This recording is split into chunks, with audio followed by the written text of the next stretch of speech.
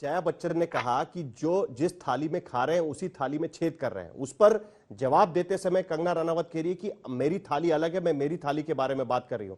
ये क्या चल रहा है? जया बच्चन, पहली बार हमने देखा कि जया बच्चन सामने आकर बॉलीवुड की के बारे में उनकी तरफ से पार्लियामेंट में बात कर रही है और दूसरी तरफ कंगना रनावत उनका निषेध कर रही है, उनके खिलाफ बयान दे रही है। रवि किशन भी उसके बारे में बयान दे रहे हैं।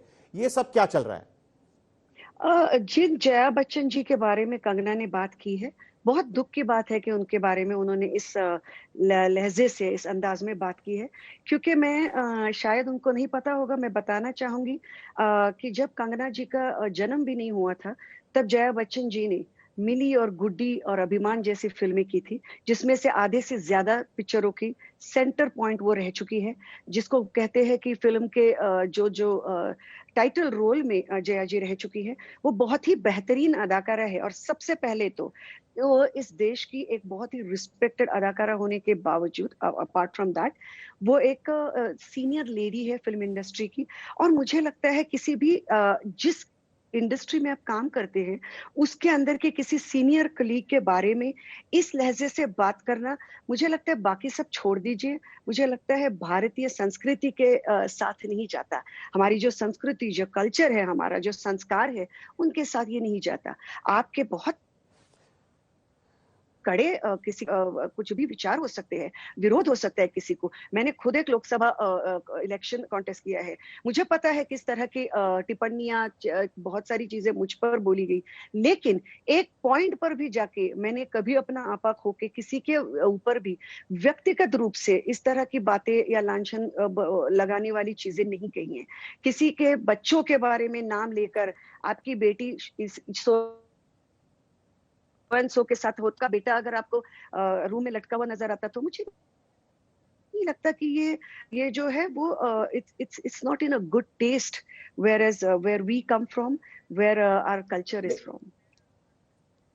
ये कुछ लोग कह रहे हैं कि ये बॉलीवुड माफिया, उसका ये शब्द का इस्तेमाल वो कर रही है, बॉलीवुड माफिया के बारे में वो बात कर रही है, पूरी इंडस्ट्री के बारे में वो बात नहीं कर रही है। इंडस्ट्री सबकी है, सिर्फ बॉलीवुड माफिया के बारे में बात कर रही है। तो ये बवाल क्यों उठ रहा है? क्यों जया जी को या रवि या किसी और को इस बारे में क्योंकि सवाल खड़े जब करने कोई का मौका मिल इंसान रहा है कि बार बॉलीवुड का बार नाम? ये चीजें बोलते रहता है, और अगर वो माफिया हम्म। माफिया माफिया करके उन लोगों के नाम ही नहीं बताना चाहता है खुलकर, तो आदमी, मैं जाने दीजिए, तो आपको नहीं लगता एक सामान्य आम आदमी भी ये सोचेगा कि भाई ये लोग है कौन, तो बताए तो गए?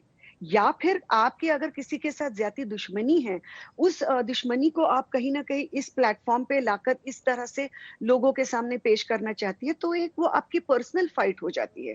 तो उसके लिए आप इस तरह पूरी इंडस्ट्री को बदनाम करना सही नहीं होता। तो मुझे लगता है इसके ऊपर बेहतर यही होगा कि जो लोग हैं, जिनके नाम वो कहना चाह रही हैं, वो जरूर कहे और उनके ऊपर कार्रवाई जरूर हो। मुझे लगता है सबसे पहले उसके ऊपर थम्स अप देने वालों में से मैं पहले होंगी, क्योंकि मुझे नहीं लगता कि जितने डिसिप्लिन तरीके से मैं और मेरे जैसे कई लोगों ने अपनी जिंदगी या फिल्म लाइन जैसे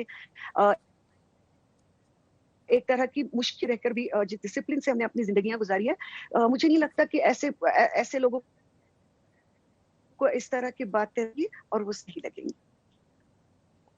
एक सवाल यहां पर भी आके रुकता है, क्योंकि बात सिर्फ बॉलीवुड पर आकर नहीं रुकी थी, तो बात मुंबई पर भी आ गई थी। आपने देखा कि कंगना रानावत के घर पे जिस तरीके से बीएमसी ने कार्रवाई की, उससे पहले कंगना रानावत कह रही थी कि मुंबई में उन्हें डर लगता है, मुंबई पुलिस उनको सुरक्षा ठीक से नहीं दे पाएगी, उनको हिमाचल प्रदेश पुलिस या फिर केंद्र सरकार से सुरक्षा चाहिए। मुंबई को लेकर यह पूरा बवाल हुआ। उनका कहना है कि चूंकि वो नारी शक्ति की आवाज उठा रही है, चूंकि वो सही सवाल उठा रही है, इसीलिए सभी तरीके से उनको टारगेट किया जा रहा है, और मुंबई में भी वही होते हुए नजर आया। आप भी मुंबई से हैं, आपको क्या लगता है?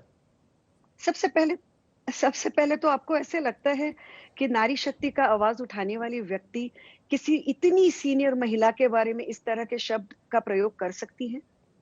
क्या आपको ऐसे लगता है कि ना ही सिर्फ जया जी, इसके पहले भी जो जो दीपिका जैसे लोगों के ऊपर उन्होंने टिप्पणियां की है, इस तरह के अपने कलीग, फीमेल कलीग के ऊपर लेकर कोई इस तरह की टिप्पणियां कर सकता है? मैं एक और बात यहाँ पे स्पष्ट करना चाहती हूँ। मैं खुद कंगना की बहुत फैन रह चुकी हूँ। वो एक बेहतरीन अदाकारा है, इसमें कोई दो राय नहीं है। मैंने जब उनकी पहली फिल्म वो लम्हे देखी थी, और तब मैं उनकी तारीफ करते हुए नहीं थकती थी। आज भी मैं कहती हूँ। उसके बाद मैं क्वीन के बाद उनको एक फैशन शो में मिली थी और मैंने उनके तारीफों के पुल बांधे थे उनके पास। और आज भी मैं ये कहना चाहती हूँ कि वो एक बेहतरीन अदाकारा है और बहुत एम्बिशियस लड़की है और अच्छे तरीके से अपनी ज़िंदगी को जो है बहुत अच्छी तरह से आगे लेकर जा रही है। लेकिन आप जब एक शहर के ऊपर इस तरह की बातें कर रहे होते हो, तो आप ऐसे शहर के ऊपर बात कर रहे हैं जिसने आपको आपका नाम, आपकी आइडेंटिटी दी, सब कुछ दिया है। और इस शहर में ना ही सिर्फ देश भर से, दुनिया भर से लोग आते हैं, अपना नाम, अपना वजूद ढूँढने के लिए, अपनी रोज़ी-रोटी कमाने के लिए। और इस शहर ने सिर्फ आज तक लोगों को दिया है और बदले में कुछ नहीं माँगा है। जो भी मुंबई को अपना समझ कर आए हैं, उन्हें उन्हों उस उसने उन्हें उन्हें हमेशा अपनाया है और उनकी रोज़ी-रोटी हो, नाम हो, शोहरत हो, वो सारी चीज़ें दी है। ना ही सिर्फ ये, बल्कि महाराष्ट्र ने भी हमेशा देश की तरफ जो है इंटेलेक्चुअल हो, फाइनेंशियल हो, कल्चरल हो, इन सारे मुद्दों पे एक कदम आगे रहा है। तो ऐसे महाराष्ट्र के मुंबई के बारे में आपकी किसी व्यक्तिगत विचारों की वजह से आप इस तरह की टिप्पणियां करती है, ये वहां के लोगों को भावनाओं को ठेस पहुंचाने वाली बात नहीं लगती आपको? मुझे किसी भी मुंबई में रहने वाले व्यक्ति को, और मैं कह रही हूँ किसी भी मुंबई में रहने वाले व्यक्ति को, ना कि सिर्फ मराठी व्यक्ति को, ये बात बहुत चुभेगी और गलत लगेगी। और इसके बारे में मैंने ज़रूर आवाज़ इसलिए उठाई थी कि आपका कहना था कि अगर आपको मुंबई पुलिस गलत लगती है, सीबीआई आ चुकी है, सीबीआई इस सारे मामले की, जिनके ऊपर उन्हें बहुत तकलीफ हो रही थी कि सुशांत सिंह के मामले में ठीक से जाँच नहीं हो रही है, वो आज सीबीआई कर रही है। तो मुझे लगता है इसके बावजूद ये सारी चीज़ें कहने का मतलब क्या है? और ये सारी चीज़ें आप जिस चीज़ के लिए कह रही थी, वो चीज़ तो आपने यहाँ आकर की नहीं।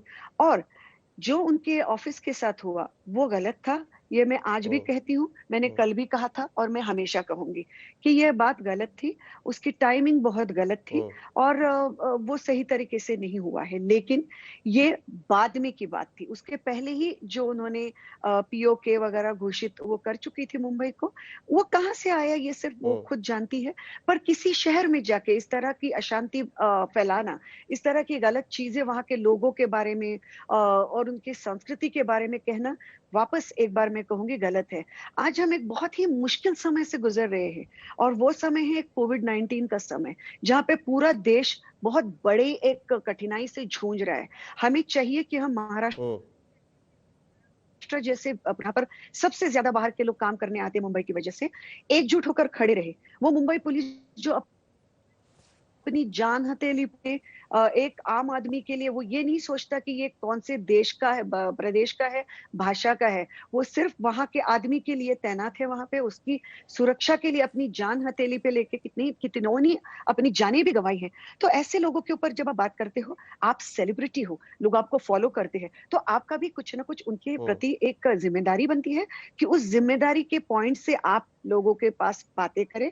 और अगर आपके बहुत-बहुत कठिन टिप्पणियाँ भी है, तो एक तरीका होता है, उस तरीके से उसे सामने रखें, बस। नमस्कार, मैं हूं अंजना ओम कश्यप। हमें उम्मीद है ये वीडियो आपको पसंद आया होगा। लेटेस्ट खबरों के लिए यूं ही देखते रहिए आज तक और इस वीडियो के पसंद आने पर लाइक, शेयर एंड सब्सक्राइब करना ना भूलें।